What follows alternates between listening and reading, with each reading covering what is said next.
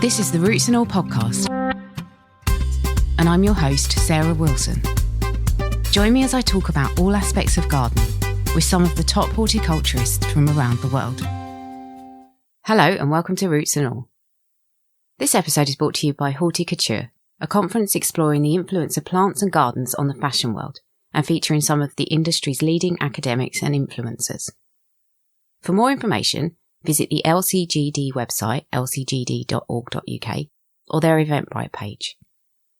The conference will take place on the 9th of October, and tickets start at just £59, and the day will be streamed online as well as in person at Kew Gardens. This week I'm speaking to social media sensation and veg grower Gerald Stratford about growing Big Veg. Do they taste better? How do you avoid pests and diseases? What growing media is best? And what can you do with your Big Veg once you've grown it? Gerald's new book, Big Veg, has recently been published, and his star continues to ascend. Gerald spoke to me from his shed, with his wonderful wife Liz and cat Jet in attendance. He starts with the tale of his social media overnight success. Me and my good lady moved to this little bungalow in the Cotswolds 5 years ago, just under 5 years ago. And I was an avid fisherman for all my life. And gardening was just something you done because you had a garden. You know, I treat gardening like you would tidying your bedroom or your kitchen. You know, it's just a part of your house. So I've always grown vegetables. But I decided I was going to cut back on the fishing because, you know, we're both over 70 and got a lovely big back garden. And I thought, I'm going to cut down on the fishing and go into gardening. And then in February of 2019, a friend of mine up country, I was talking on the phone, and he said, have you thought of social media? You know, Twitter, etc. And I said, no, I haven't. I know what it is, but I haven't really gone into it. And I investigated and thought, yeah, it's a good idea. I'll just go into Twitter solely for my garden. And that's what I've done. And over the next few months, I gained a few followers and etc. And I followed a few people. And I think by May of 2020, I'd got something like 96 followers, and I'd followed about the same. All garden related. And I had a bucket of potatoes in the greenhouse ready to harvest. May the 16th, I think, the date. And I gave Liz my iPhone and let's go and harvest these and you take a couple shots. And that's what we done. And I put them on Twitter. And then my captions was my first early rocket. Well, please. Rocket was the variety of potatoes, by the way. And the phone started buzzing and tweeting, and I thought, what's going on? You know, I didn't really know. And so I phoned my nephew up after about a couple of hours, and he come back to me a while later and said, you've gone viral with your spuds. And I knew what viral was, but not in the text of social media. And so I asked him, and he said, well, people all over the world have just liked your little photograph. And over the next 48 hours, my following went up to 9,000, and I'd had something like just under 80,000 likes. And, you know, it hit me like a brick. And ever since then, it's just escalated. And how many followers do you have now? 308.7, I think. Okay. Wow. Yeah. Wow. That is impressive. And 54.8k on Instagram. And there's various other things, you know, which, to be honest, I don't even know. But people keep telling me I'm on this and I'm on that. And of course, you've modelled for Gucci recently. Yes, that all happened late winter, early spring. Liz and I sit down since all this popularity has sort of kicked in, and generally after dinner we sit down and just go through all the messages, etc., etc. And there was one from a company representing Gucci. The company was called Highsnobiety, and I showed Liz, and I said, I think somebody's having a laugh. But Liz being Liz said, you just message back and be polite. And so I did. And this lady from Berlin spoke to me and arranged a Zoom meeting, followed by another Zoom meeting. And then there was a Zoom meeting with people from all over the world, sort of interrogating me. And I just sort of took it on board, thinking, well, this must be the way the world ticks now. And a while later, I was whisked off in a limousine one Thursday night to a private address because everything was locked down then. And I was assured that everything was above board and COVID-19 the rules haven't been broken. And what had happened, they'd got this hotel, which was shut, opened it up solely for all the staff, including me and the models, to stay for 2 nights. And the following day, I was whisked off to a private farm in Hertfordshire, and I was treated like royalty. I'd never experienced anything like a film star or an actor. I'm a gardener, a fisherman. And it was so good. I had my own dressing gown, hot water bottles and things like that because it was freezing, my own dressing room. And it was a bit strange the first morning. But by the end of the 2 days, we were all one family. And the models were, I look at modelling in a totally different vein now because it was so cold, snowing, rain, all sorts of horrible weather, and they just took it all on the chin. And there was one Chinese model, a young girl from New Zealand, a young man from Canada, and one from England. And, we got on like house on fire. Fantastic. Love it. And all because of a bucket of rocket spuds. Amazing. I have found out that Gucci sort of liked what I was doing with my recycling ethics. And they are heavy into making stuff with recycled material. They make a lot of their bags, etc., out of old fishing nets which have been recovered from the seabed. And they just liked what I was doing. And there you were, in a hotel with the models. Brilliant. It's amazing. So, and also out of this, you've got a book deal. And I was lucky enough to get a copy of your book, which, as I said before we started recording, I did learn an awful lot from. And it's called Big Veg. And I wondered, why would you want to grow Big Veg? Is it always best for taste? A big vegetable tastes just the same as a small vegetable, because if you're growing something big, you put the little bit of effort in, and it's growing just as quick as something small. Something will only be sort of tasteless and tough and horrible, which some people think big veg are like that, if it takes a long time. Most of my big veg is grown just as quick as somebody growing something small. Interesting. Yeah. And you grow yours to show. Is that right as well? I do both. since COVID, sowing has struggled. And I was lucky enough to enter 3 items last year in a national show, which was sponsored by a compost and medium company called Canna.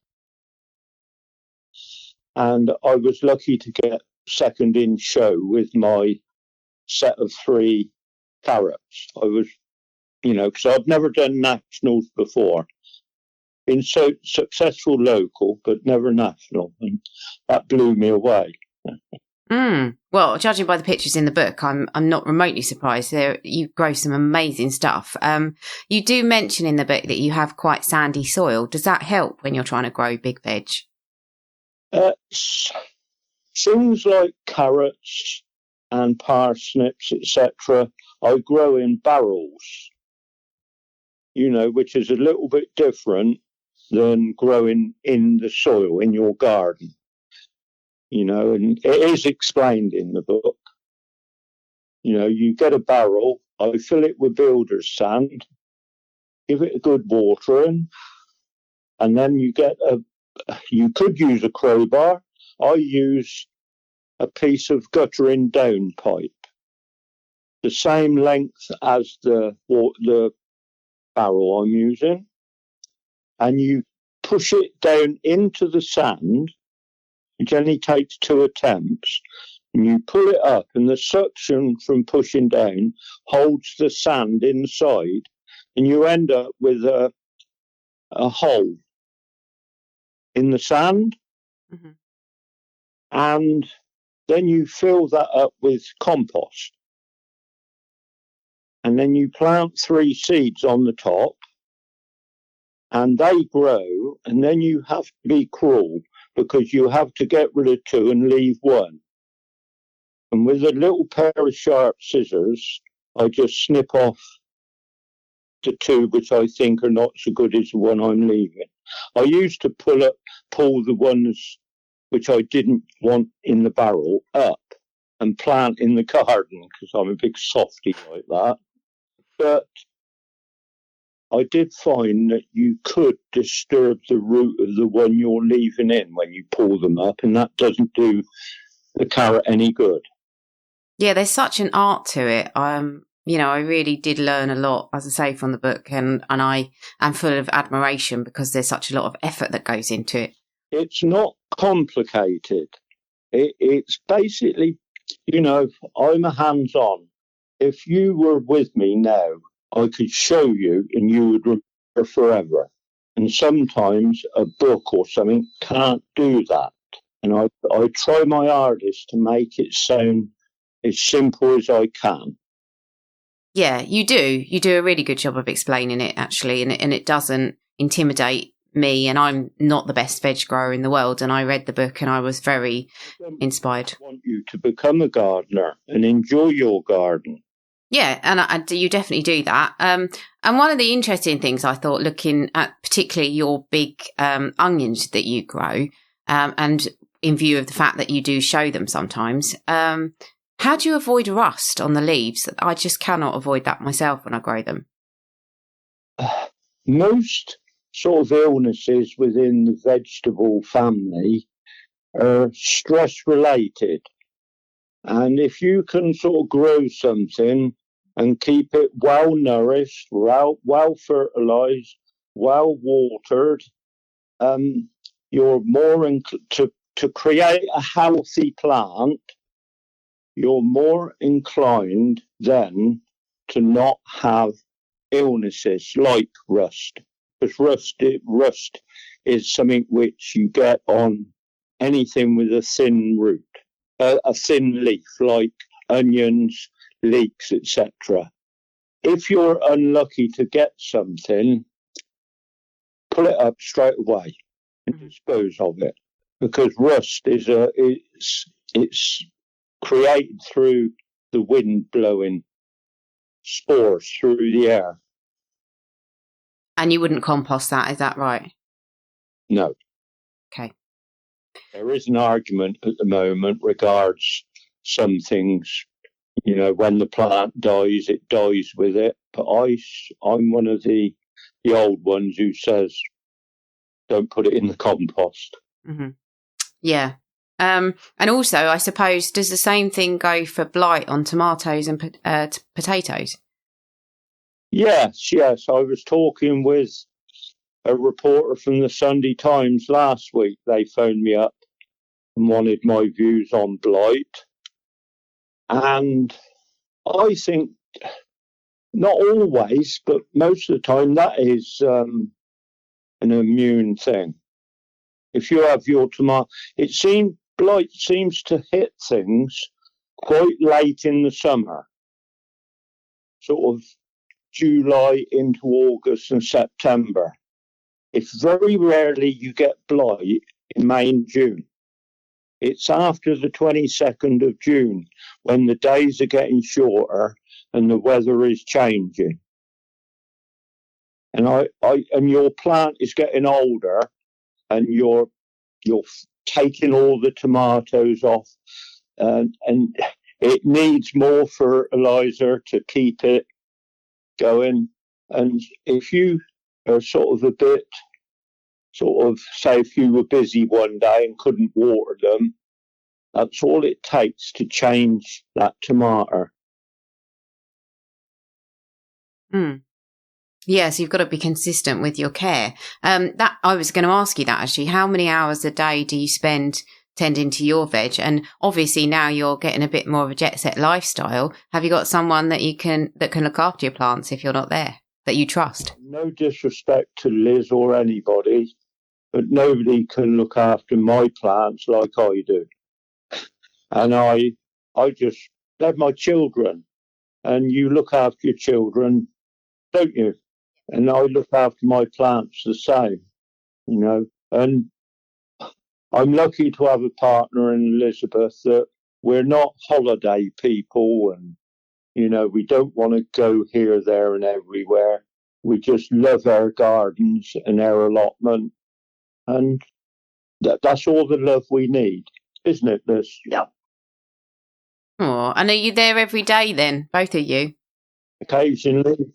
Our one big day this year, and I've decided it's going to be a big thank you to myself and Elizabeth, is Chelsea.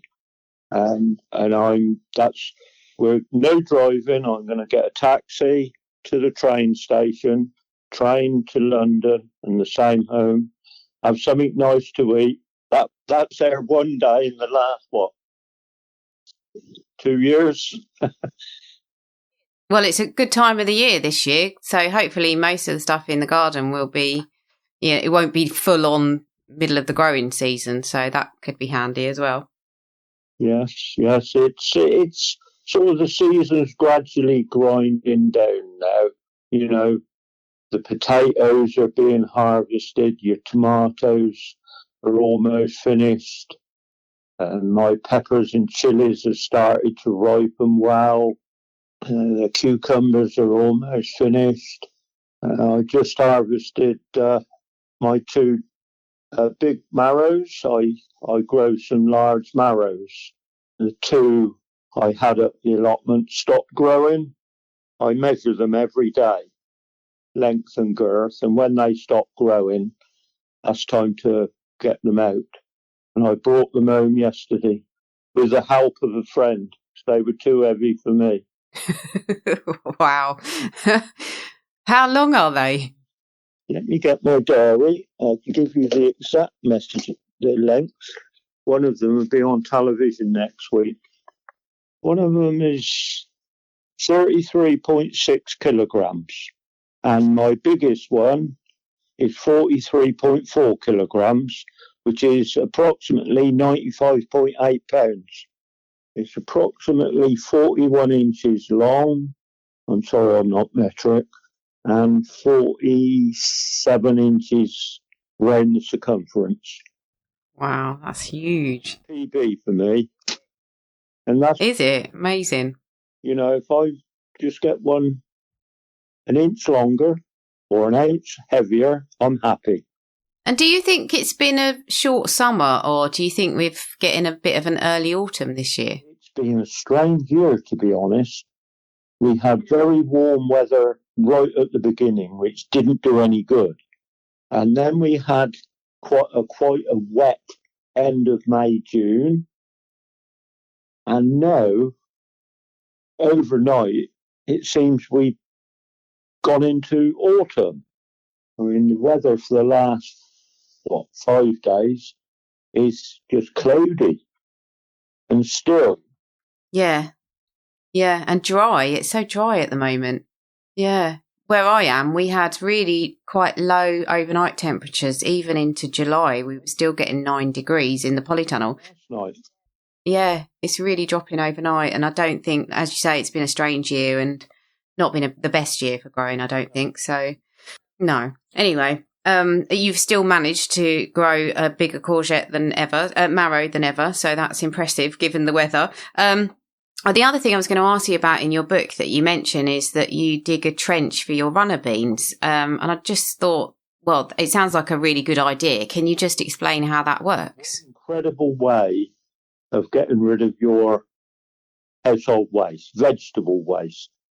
And that is just after Christmas.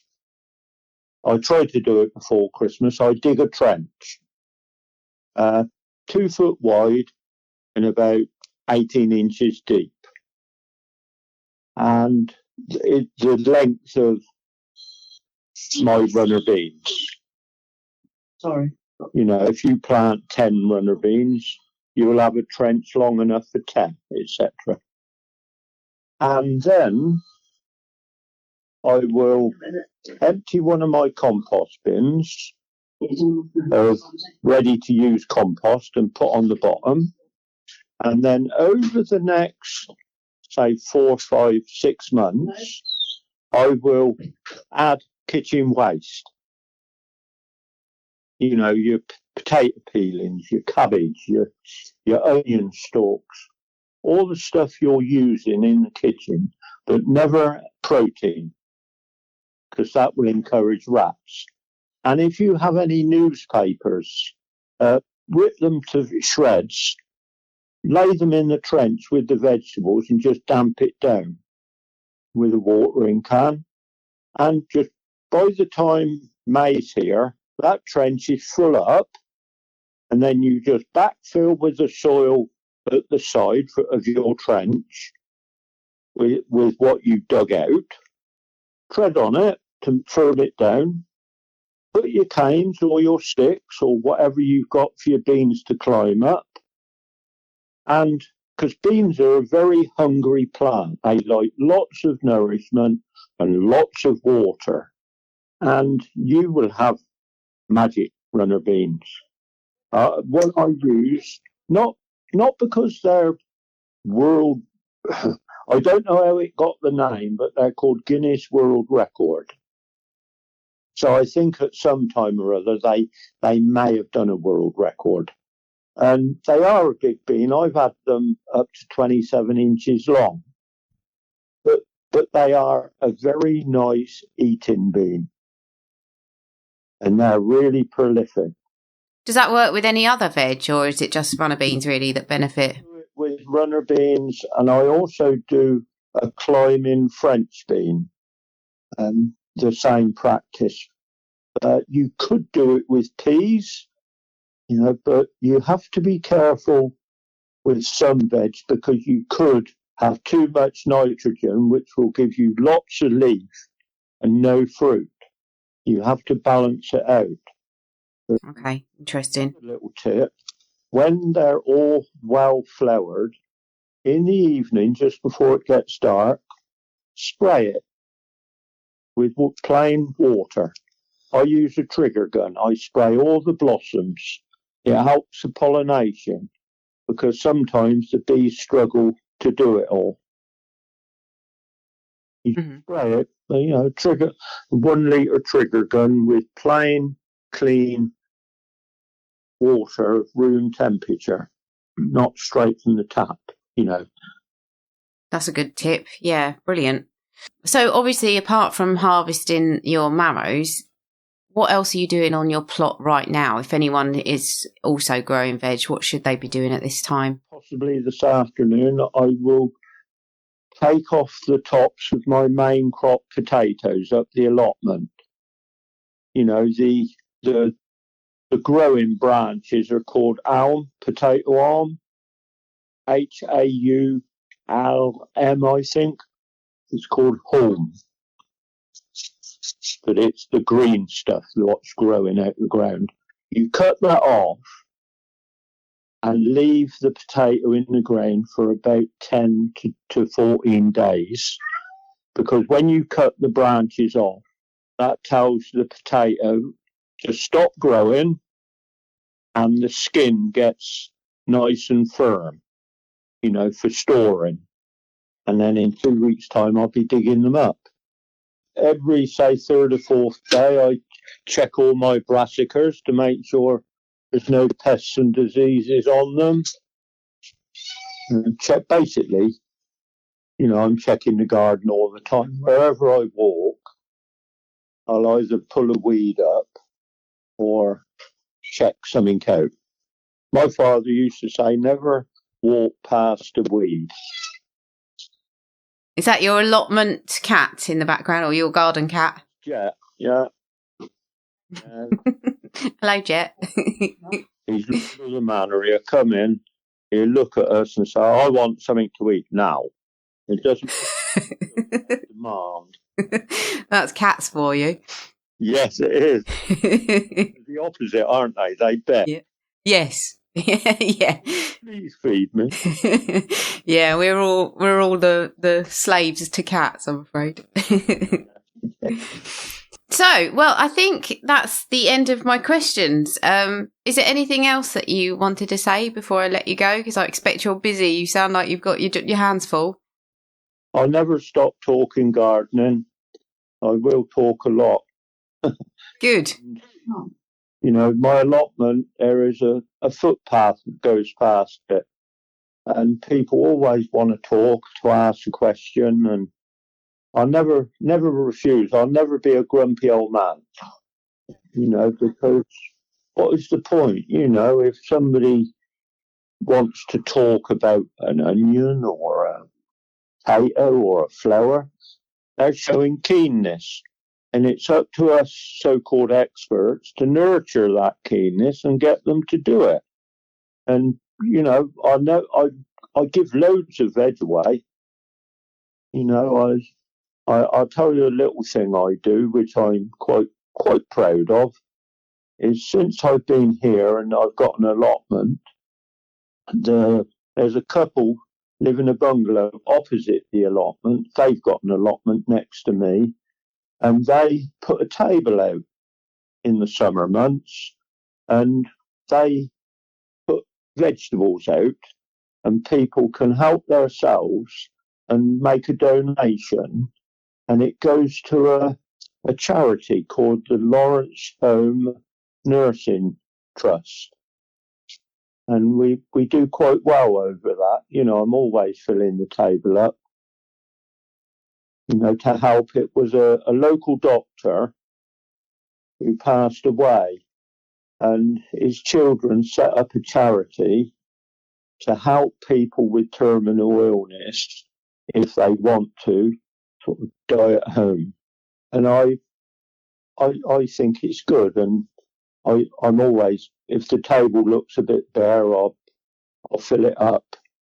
Because it's a good cause. I think it's a good cause. And last year I decided we would have a pumpkin day. We had a pumpkin weekend, and that really took off. That's a genius idea, and it's a really nice way to raise money. And also, you're sharing your produce, and people are getting to eat lovely food. So it's kind of win-win. Yes, I mean, it's got to the point now where, like on a Saturday morning, people will queue up, you know, and see what's on the table before they go to the shop. Yeah. So what's next for you? Oh, I don't really know. You know, I'm just happy to just let the journey carry on. As long as I got breath in my body, I just want to do things to make people happy. Thank you for talking to me, Gerald. His is a lovely story all round, and I hope he continues to achieve personal bests on the veg growing and all other fronts. Thanks to you for listening, and to those of you who submitted reviews this week. You are brilliant, and I appreciate your support. If you haven't already done so, please do rate and review the podcast and keep me in the podcast charts, because currently I'm about the only independent podcast there, and I think independent media is hugely important, especially today. I very occasionally hear people moaning about the subject of this week's bug of the week, and honestly I'm astounded. Why wouldn't you embrace these little armour-plated detritus eaters? They don't even look scary. Dr. Ian Bedford agrees. Sometimes mistakenly called insects, woodlice are actually terrestrial crustaceans and are therefore related to lobsters, crabs and shrimps. There's over 30 different species of woodlice in the UK that we often refer to as pillbugs, sowbugs or slaters, and they're all easily recognisable by their shiny grey plated shells and 7 pairs of legs. The females will also have a pouch on their undersides, within which they carry and protect their eggs and young. When disturbed, some woodlice species roll themselves into a ball, like miniature armadillos, whilst others will just remain motionless. Woodlice are very common within our gardens, where they remain active for up to 3 years, feeding on dead and decaying plant material.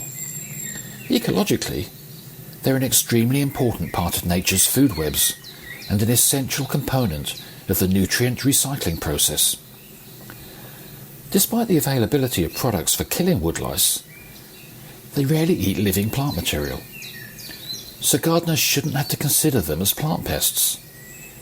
In fact, when they are found within the structure of a living plant, they're usually just sheltering or feeding on bits of decaying or dead leaf and stem tissue.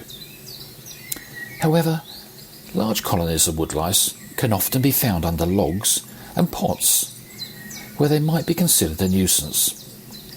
So if they have to be removed, it's probably best just to sweep them up with an old dustpan and brush, then relocate them under a hedge, or better still, on the compost heap. You can download or listen to the podcast direct from the website rootsandall.co.uk. Please also check out my Patreon, where you can make a one-off donation or take out a monthly subscription to help support the podcast. Because if you enjoy the show, please help it continue. I also have a GoFundMe where you can make a one-off donation. Even a one-off donation of £1 helps, and I'll be really grateful for your support. So please go to Patreon or GoFundMe and search for Roots and All Podcast.